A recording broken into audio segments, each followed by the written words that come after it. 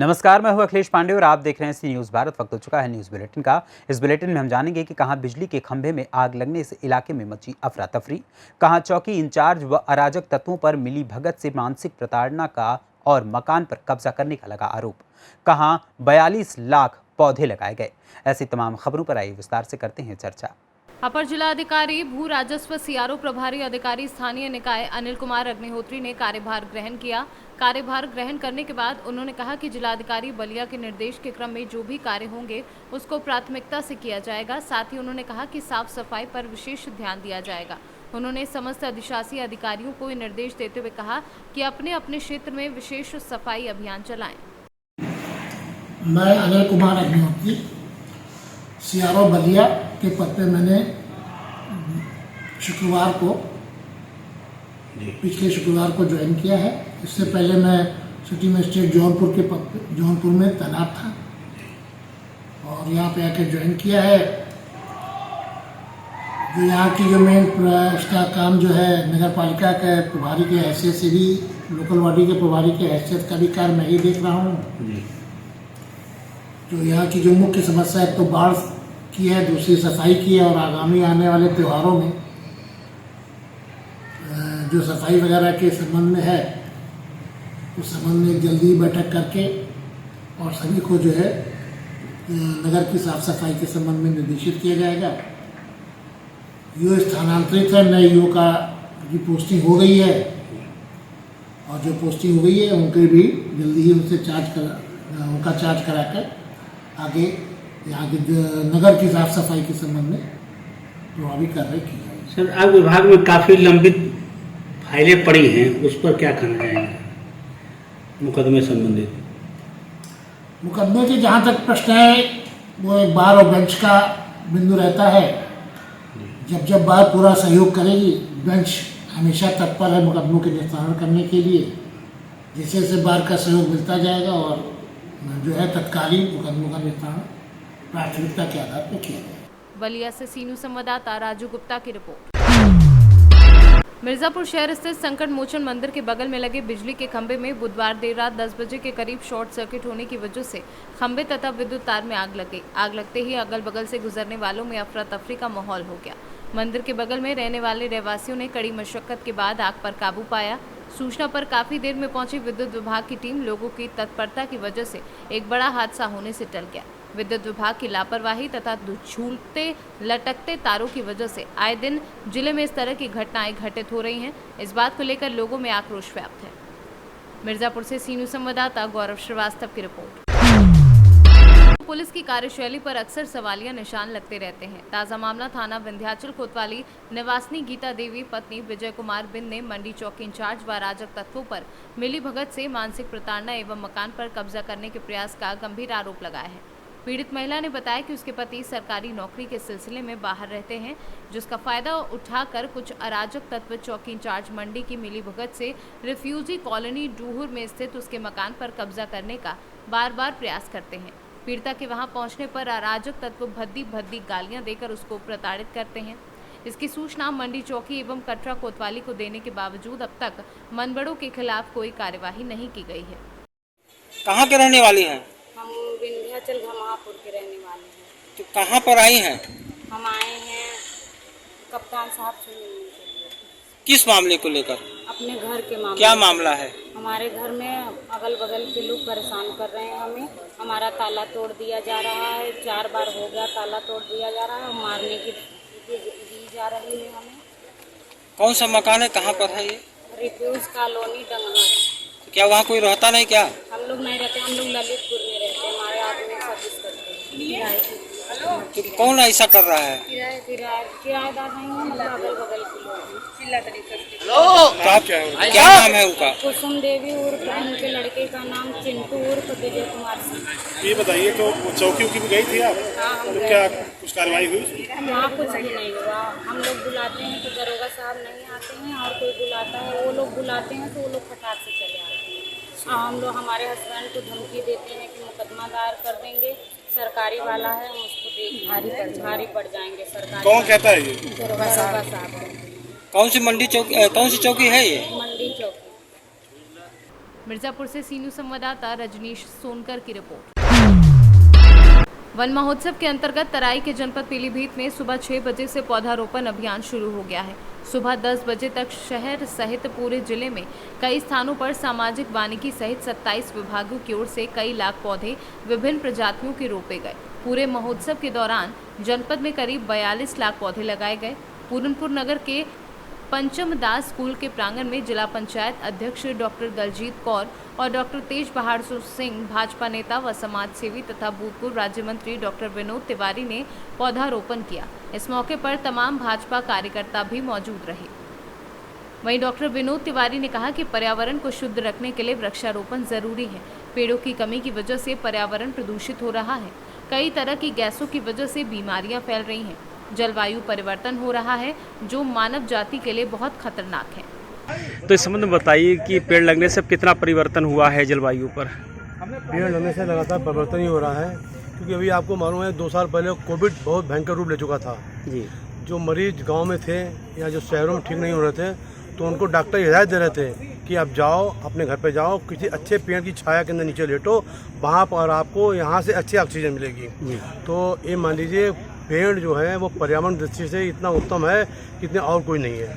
जल जीवन है तो वृक्ष भी जीवन है। वृक्ष के बिना हम लोग जीवित रह सकते हैं। तो डॉक्टर साहब, वो आम जनता को क्या संदेश देना चाहते हैं कि जिस तरीके से हम लोगों के यहाँ इसमें मोटर व्हीकल्स बढ़ रहे हैं, तो इनसे बचने के लिए और इनके प्रदूषण से बचने के लिए सिर्फ पेड़ ही ऐसे माध्यम है जिससे बचा सकता है। उसके तहत हमारी सरकार ने जो महाअभियान चलाया है ये अति उत्तम है, और पेड़ लगाकर खाली छोड़ नहीं देना चाहिए और उनकी सेवा भी करना चाहिए, जिससे कि वो पेड़ आगे बढ़े और फलीभूत हो। जैसा कि देख रहे हैं महावृक्षारोपण अभियान चल रहा है, कई लाख पेड़ इसमें लगाए गए हैं और अब तक आपने भी काफ़ी पेड़ लगाए। इस संबंध में कुछ बताइए। देखिए, वृक्षारोपण पहले तो मैं कहना चाहता हूँ कि पीलीभीत जब से उत्तराखंड अलग बना है, हम लोग सौभाग्य से ऐसे ज़िले में रह रहे हैं पीलीभीत जहाँ 19.50% जो है फॉरेस्ट आज भी है। इसी वजह से टाइगर रिजर्व बनाया गया। और सरकार की जो योजना है वृक्षारोपण, महावृक्षारोपण, आप देख रहे हैं कहीं मोदी जी प्लांट लगा रहे हैं, कहीं योगी जी पेड़ लगा रहे हैं। अमूमन देखने में आता तो पेड़ लगाए गए, काफ़ी पेड़ नष्ट हो जाते थे, कुछ जानवर करते थे, कुछ पानी की कमी की वजह से हो जाते थे। इस बार इस पर भी ध्यान दिया गया है, हमारी दोनों सरकारों ने ध्यान दिया है कि जहाँ पर वृक्षारोपण किया जाए वहाँ पर ट्री गार्ड वगैरह निश्चित रूप से लगाए जाएँ या उनकी रखवाली की जाए। कल भी मैंने कुर्रैया अपने गाँव में वृक्षारोपण किया था। मैंने वहाँ प्रधान को कहा कि 7 दिन तक लगातार इसमें पानी पड़ना चाहिए, क्योंकि पानी के अभाव में चले जाते हैं। जितनी गर्मी पड़ रही है, पेड़ लगा, पहली बात तो 12 बजे लगाने आ गया था, मैंने कहा नहीं पेड़ शाम को लगाएंगे। 6 बजे वृक्षारोपण किया और ये ध्यान दिया जा रहा है कि जितने वृक्ष लगाए जा रहे हैं वो ज़्यादा से ज़्यादा जो है जीवित रहे, नष्ट कम हो, इस बात पे अब ज़्यादा जोर दिया जा रहा है। और वो इसलिए दिया जा रहा है क्योंकि देख रहे हैं आप पर्यावरण कितना दूषित हो रहा है। दिल्ली का पर्यावरण कहाँ जा रहा है और बड़े बड़े लखनऊ का कहाँ जा रहा है। इसलिए कि पर्यावरण अगर वृक्ष अगर रहेंगे तो हमें खुली ऑक्सीजन सही बढ़िया मिलेगी, और पर्यावरण सही रहेगा तो हमारे बच्चे सही रहेंगे, हम लोग सही रहेंगे, हमारे दिमाग सही से काम करेंगे, हमारे बच्चे पढ़ने में रुचि लेंगे। इसलिए जो है वृक्षारोपण का महाअभियान चलाया जा रहा है। अब बार सरकार ने कितना लक्ष्य रखा वृक्ष लगाने का? भैया निश्चित तो मैं नहीं कह सकता हूँ कितना है, लेकिन अभी तक के जो लक्ष्य थे उससे 1.25 लक्ष्य मतलब जो है इस बार भी रखा है मतलब हमारी सरकार ने। दादा, जैसा कि आप जंगल विभाग से बहुत सालों जुड़े रहे, आपने बहुत ही सेवा की है वन विभाग की, तो आज जो महावृक्षारोपण अभियान चल रहा है इस संबंध में कुछ बताइए। देखिए, कोरोना काल में ग्लोबल वार्मिंग बढ़ी है, प्रदूषण बढ़ा है, वायु प्रदूषण, जल प्रदूषण और मृदा प्रदूषण, तीनों प्रदूषण बढ़े हैं।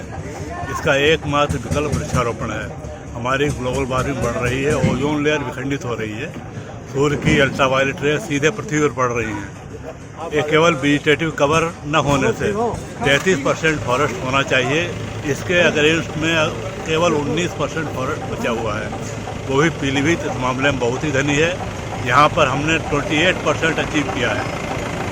टोटल इंडिया की रेशियो का 28% हमारे पीलीभीत ने अचीव किया है, जबकि ओवरऑल 33% फॉरेस्ट वेजिटेटिव कवर होना चाहिए, मतलब ग्रीन कवर पृथ्वी पर होना चाहिए। ग्लोबल वार्मिंग का कारण केवल वेजिटेटिव कवर है। ओजोन परत हमारी विखंडित हो रही है, सूर्य की अल्ट्रावायलेट रे सीधे पृथ्वी पर पड़ रही हैं, इससे जो है प्रदूषण बढ़ रहा है। प्रदूषण बढ़ने नाना प्रकार की बीमारियाँ हो रही हैं। इसलिए इसका एकमात्र विकल्प केवल वेजिटेटिव कवर है, पृथ्वी पर 33% होना, और इसका एकमात्र विकल्प वृक्षारोपण है, पेड़ है। वो भी ब्रॉड लीफ पेड़ लगाए जाने चाहिए जो कि लंबे होते हैं, चौड़ी पत्ती वाले होते हैं, फल और ईंधन और छाया तीनों ही देते हैं। ऐसे वृक्षों का रोपण करना चाहिए, क्योंकि दिन पर दिन जमीन कम होती जा रही है, तो उपयोगी वृक्षों का आप रोपण करिए। पीलीभीत से सी न्यूज़ संवाददाता हैदर खान की रिपोर्ट। मशहूर और सस्ती लोकप्रियता पाने के लिए आसान तरीका बन चुका है धार्मिक भावनाएं भड़काना।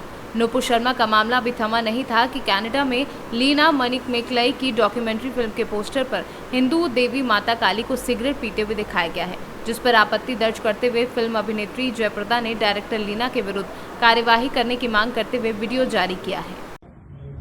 कनाडा में मां काली का एक ऐसे पोस्टर रिलीज किया गया है जिसने भारत में बवाल मचा दिया। ये पोस्टर एक डॉक्यूमेंट्री फिल्म का है। पोस्टर में मां काली को सिगरेट पीते हुए दिखाया गया है। इससे हिंदुओं के मन में काफी ठेस पहुंची है। ये सरासर हिंदू देवताओं का अपमान है। केवल इस डॉक्यूमेंट्री फिल्म की पब्लिसिटी के लिए ये एक चीप हरकत है। मां काली हमारे लिए पूजनीय है, लेकिन आज ये देखने के बाद ऐसा लगता है कि सनातन धर्म और हिंदू धर्म का बहुत बड़ा अपमान है। इस तरह के देवताओं का अपमान करने वाली ये सोच घटिया है और निंदनीय भी है। फिल्म डायरेक्टर लीना को तत्काल जनता से माफी मांगनी चाहिए। रामपुर से सी न्यूज़ संवाददाता साजिद खान की रिपोर्ट। लार क्षेत्र के हरखोली गांव निवासी गोरख यादव का पुत्र संस्कार यादव 6 वर्ष घर से ट्यूशन पढ़ने के लिए निकला था। जब संस्कार समय पर घर नहीं पहुंचा तो घर वालों ने खोजबीन शुरू की। ट्यूशन टीचर ने जब बताया कि संस्कार पढ़ने नहीं आया, तब घर वालों ने पुलिस को सूचना दी। खोजबीन के दौरान खेत में एक पत्र मिला जिसमें 5 लाख रुपए की फिरौती मांगी गई थी। फिर पिता गोरख यादव की शिकायत पर पुलिस ने खोजबीन शुरू की। देर रात एसपी संकल्प शर्मा समेत अन्य अधिकारी भी लार थाने पर पहुंचे। एसओजी और पुलिस ने संदेह के आधार पर टीचर के घर के बाहर बने टॉयलेट से बच्चे का शव बरामद किया।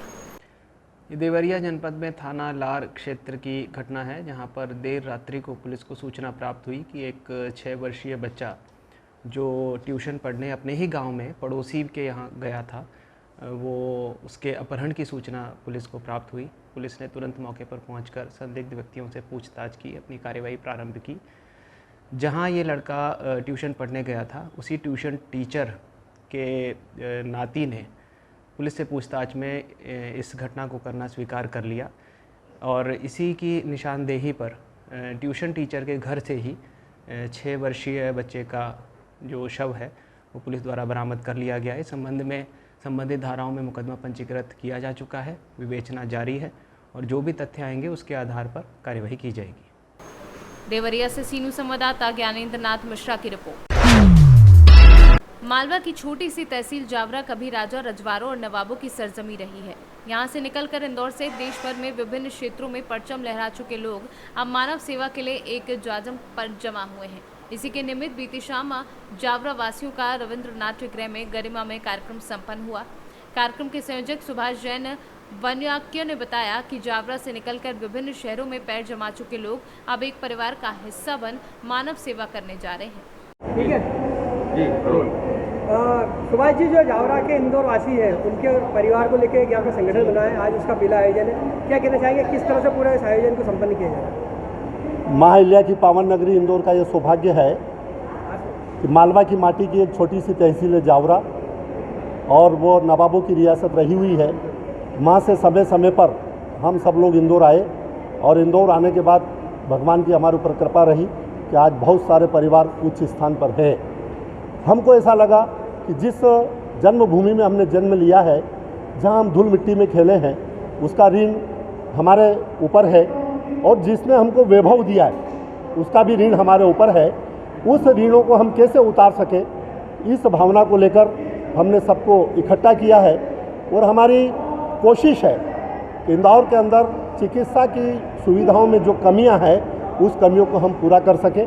पहले हमारे जैन समाज के जो लोग इंदौर में इलाज कराने के लिए आते हैं उनके लिए एक अच्छा सा अतिथि भवन बना के देना है, क्योंकि सीरियस पेशेंट को अस्पताल में ज़्यादा लोगों को उनके पास नहीं रखते और वहाँ जिस वेदना से वो लोग सोते हैं उनके लिए एक अतिथि भवन बने और इलाज कराने के बाद या अच्छे इलाज कराने के लिए अहमदाबाद बड़ौदा जिन लोगों को जाना है उनको बहुत ही नॉमिनल रेट पर एक एम्बुलेंस हम जावरा वाले सब मिलकर उपलब्ध करा सके। इस मानव सेवा के पवित्र उद्देश्य को लेकर हमने इस संघ को बनाया है।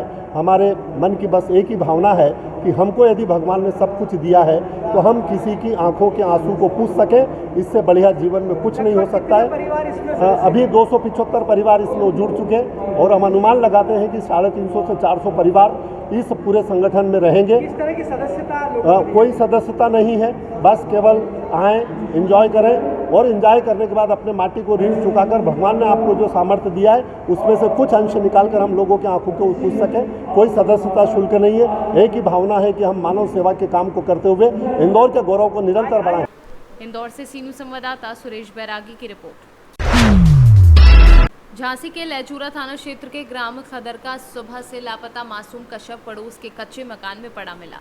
घटना की सूचना पर पहुंची पुलिस ने शव को कब्जे में लेकर कार्यवाही शुरू की है। घटना की सूचना मिलते ही वरिष्ठ पुलिस अधीक्षक व फॉरेंसिक टीम घटनास्थल के लिए रवाना हुई। वहीं घटना कैसे और किसने की ये अब तक स्पष्ट नहीं हो सका है। फिलहाल एक हंसता खेलता मासूम दरिंदगी का शिकार हो गया है। झांसी से सीनू संवाददाता आशुतोष गोस्वामी की रिपोर्ट। चिरकुंडा बीसीसीएल के CV area 12 like D siding में नियमों को ताक पर रखते हुए रैंक लोडिंग करने के विरोध में जनता मजदूर संघ कुंती गुट ने विभिन्न मांगों को लेकर टालमटोल करने पर एक बार फिर हल्ला बोल दिया है। बुधवार को जनता मजदूर संघ के क्षेत्रीय सचिव साफिर खान के नेतृत्व में लाइक डी सीवी एरिया 12 का ट्रांसपोर्टिंग ठप किया है। मीडिया से बात करते हुए साफिर खान ने बीसीसीएल प्रबंधन पर गंभीर आरोप लगाते हुए कहा कि रिजेक्ट कोयले के बदले वास कोयले भी मिली भगत से लोडिंग कराए जा रहे हैं और बेरोजगारी के दौर में यहां मशीनों से लोडिंग का कार्य किया जा रहा है। मांगों को लेकर आप लोगों ने ट्रांसपोर्टिंग ठप किया। हम लोग यहां पर बहुत पहले मैनेजमेंट को चिट्ठी दिए थे कि रेक जो जाती है बगैर तिरपाल की जाती है और पेलोडर से लोड होता है, स्थानीय मजदूर को रोजगार दिया जाए हैंड लोडिंग के लिए। हैंड लोडिंग मजदूरों द्वारा लोड कराया जाए, तिरपाल से बांध कर लिया जाए जिससे कि प्रदूषण मुक्त रहे क्षेत्र, है ना। ये नियम है। सील यहाँ के स्थानीय बेरोजगार युवकों से कराया जाए, लेकिन ये लोग टाल मटोल कर रहे हैं। 1 महीना से भी ज़्यादा समय हुआ और आए दिन नया नया बहाना बना रहे हैं। और अभी आप लोग देख सकते हैं कि ये रिजेक्ट कोल की जगह पर वास कोल जा रहा है। ये पूरी मैनेजमेंट की मिली भगत से हो रहा है, जिसका कि अभी सेल्स मैनेजर और यहाँ साइडिंग इंचार्ज जो मैनेजर है साहू, इनको दिखाया गया है। तो ये लोग कह रहे हैं कि यहाँ कैसे आ गया। ये लोग चिंता व्यक्त कर रहे हैं हम लोग के सामने। पहले ओवरलोडिंग जाता था, जो आसनसोल में अपना तालमेल कर करके ये लोग जो है इसको ये कर लेते थे, मैनेज कर लेते थे। लेकिन हम लोगों ने जब से ये किया है तब से इनका रेक वापस आता है। पहले क्यों वापस नहीं आता था? आखिर इसके पीछे क्या साजिश है? सेल्स मैनेजर और यहाँ के साइडिंग इंचार्ज का क्या रोल है? यहाँ के बेरोजगार को ये लोग रोजगार देना क्यों नहीं चाहते हैं? अच्छा, इसका प्रतिनिधि क्यों नहीं आता है? इसका जो देखभाल करने वाला लोग क्यों नहीं आता? यही लोग देखभाल करते हैं। इसका ठेका यही लेंगे। इसका माने कि मिली भगत है। अभी माल कहाँ जा रहा था? ये माल उड़ीसा जा रहा है। किस कंपनी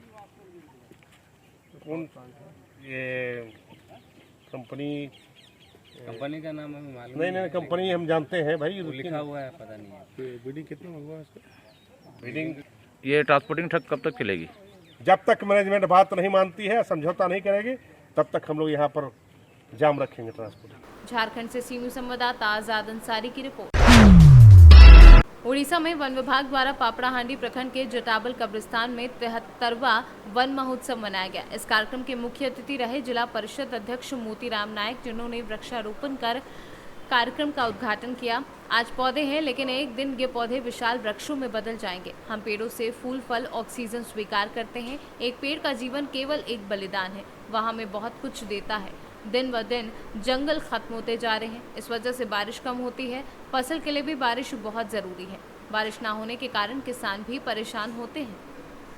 उड़ीसा से सी न्यूज़ संवाददाता मोहम्मद गुफरान की रिपोर्ट। फिलहाल के लिए इस बुलेटिन में इतना ही। देश दुनिया की तमाम खबरों के लिए देखते रहें सी न्यूज़ भारत। हर खबर आपके साथ, आपके हाथ।